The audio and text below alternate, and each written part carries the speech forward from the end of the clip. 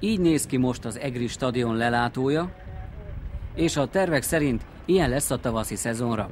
Az FC Eger tengelyközmű sajtótájékoztatóján elhangzott: tavasszal már akár számozott műanyag székekben is ülhetnek a szurkolók.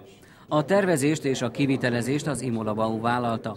A székek már régóta megvannak, az MTK stadion felújításakor vették őket.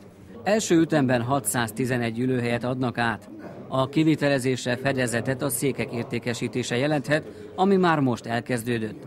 Cégek és magánszemélyek egyaránt vásárolhatnak ülőhelyet, amellyel a hamarosan megalakuló gazdasági társaságot segítenék, melyben a klubon kívül az önkormányzat is részt vesz.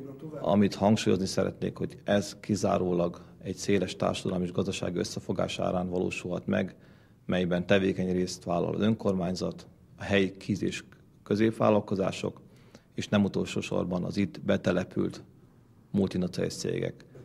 Az aranypáholy 100 000, az ezüst 60 000, a bronz 30 000 forintért váltható meg egy évre.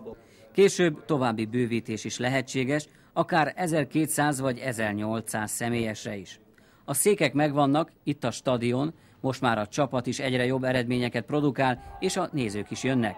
De ami a legfontosabb, végre komoly szándék és akarat van a megújulásra.